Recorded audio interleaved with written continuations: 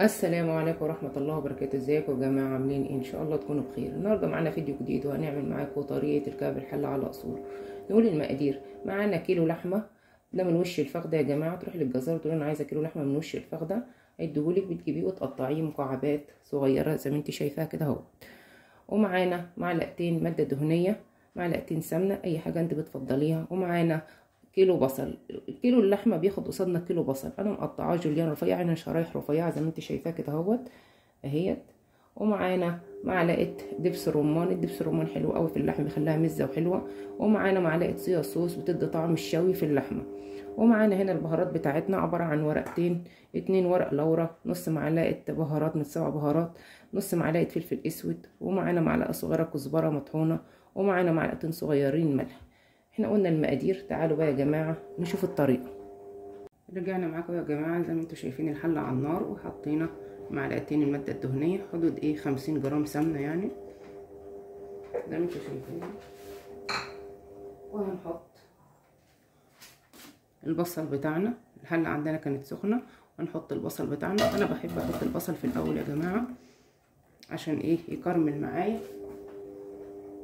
عشان لو حطيت اللحمه قبل ما احط البصل اللحمه ايه ممكن ايه تتلسع مني. فانا بحط البصل الاول، بيديني في نفس الوقت بيديني ايه اللي بيخلي البصلات تتكرمل، وبيدي للحمه ايه سكاره وانا ايه بشتغل فيها.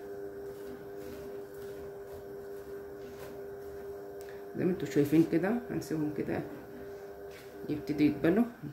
هنتبل البصل وبعد كده ايه هننزل باللحم. اهو يا جماعه البصل بتاعنا الكرمل اهو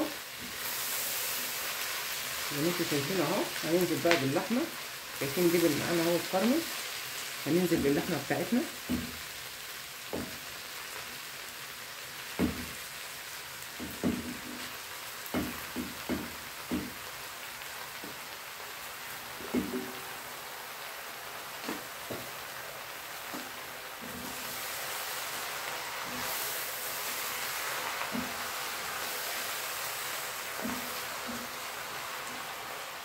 كل ده يا جماعه على النار متوسطه، ولا عاليه ولا هاديه.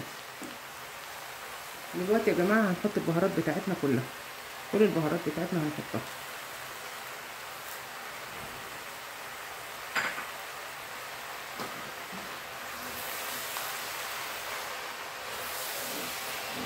وهنقلب يا جماعه زي ما انتوا شايفين كده. عايزين اللحمه بتاعتنا تبتدي تاخد اللون.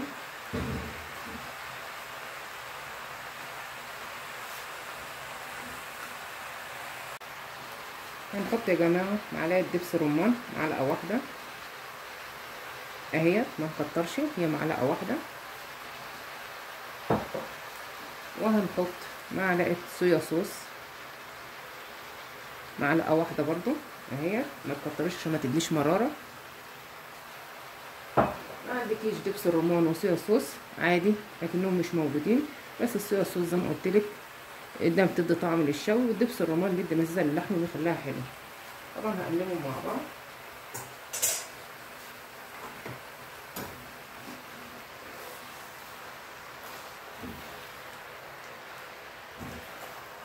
زي ما انتوا شايفين كده يا جماعه. زي ما انتوا شايفين قلبناهم مع بعض حلو. بعد كده هنبتدي هنهدي النار يعني فوق المتوسطه شويه كده، حاجه بسيطه كده، وهنبتدي نغطي ونسيبهم يستووا على نار فوق المتوسطه بحاجه بسيطه، يبتدوا ياخدوا اللون وينزلوا الصوص بتاعهم. رجعنا تاني يا جماعه. اللحمه بتاعتنا سيبناها 10 دقايق، نزلت الميه بتاعتها ونزلت كل حاجه وخدت اللون بتاعها. دلوقتي بقى احنا هنحط ايه؟ هنحط الميه بتاعتنا المغليه. هنحط الميه، لازم نحط لها ميه مغليه يا جماعه زي ما انتوا شايفين كده. واحنا حاطين لها معلقه ملح في الاول صغيره، ما كترناش الملح يا جماعه. زي ما بقول لكم كل فيديو ما نحاولش نكتر الملح. الملح احنا اللي بنتحكم فيه. جينا نيجي في الاخر ندوق محتاجه ملح هنحط لها، مش محتاجه خلاص. دلوقتي احنا هنغطي عليها وهنسيبها بقى على نار هاديه خالص تستوي براحتها، وحطينا لها ميتها زي ما انتوا شايفين. رجعت لكم تاني يا جماعه بعد ما اللحمه بتاعتنا استوت اهيت. شايفين شكلها؟ شايفين الصوص؟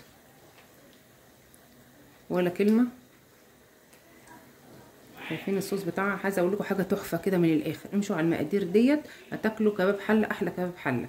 اهم حاجه يا جماعه الملح لما تيجي تحطيه في البدايه ما تحاوليش تكتريه، عشان في الاخر لما تيجي تدوقي الحاجه لقيتها دلع تقدري ايه تعالجيه، لكن لو كترت الملح في الاول مش هتعرفي تعالجيه. تمام. وتاني حاجه عايزه اقولها لكم، الميه اللي احنا حطيناها، حطينا نص لتر ميه مغليه خدتهم وما زودناش عليهم. حطينا ميه مغليه ليه؟ عشان لو حطينا ميه من الحنفيه هتخلي اللحمه عندك متفله وهتغيب في السوا. تمام. شايفين اللحمه بتاعتي بقى؟ عايزه اوريها لكم ازاي بنعرفها.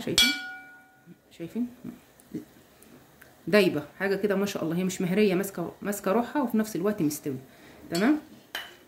طب خدت وقت قد ايه؟ ما اقدرش احدد لك الوقت، حسب نوع اللحمه اللي انت بتجيبيه. ممكن تجيبها كبيره، ممكن تجيبها صغيره تاخد اقل معاكي في السوا، يعني ساعه الا ربع، وممكن تاخد معاكي ساعه، حسب نوع اللحمه اللي انت جايباها. تمام. احنا كده هنروح نغرفها ونوريها لكم يا جماعه. ادي الكباب الحله اهو، هنغرفه بقى في الطبق نقدمه قصادكم كده زي ما انتم شايفين. عايزه اقول لكم بجد جربوه والله العظيم حاجه كده تحفه بجد. عليه صوص بصوا يعني ريحته ملت الشقه، كل اللي يدخل يقول ايه الريحه الجميله دي. جربوا بس كده بدبس الرمان والصويا صوص، حاجه كده بتوديكي في حته تانية خالص. يا جماعه احنا غرفنا الطبق معاكم اهو في الاخر. كباب الحله اهو شكله جميل جدا وتحفه، ودي وجبه سريعه وجنبها حبه بطاطس مقليه وجنبها مخلل وطبق الرز. عايزه اقول لكم ديت تنفع البنات لسه متجوزين وعايزين يطبخوا اكله سريعه يروحوا خاشين يطبخوها. والمقادير كاتبه لكم في صندوق الوصف، وتقولوا لي وتعملوا الفيديو وتكتبوا لي كومنت تحت، وما تنسوش اللايك والشير والاشتراك في القناه وتفعيل الجرس. السلام عليكم ورحمه الله وبركاته. السلام عليكم.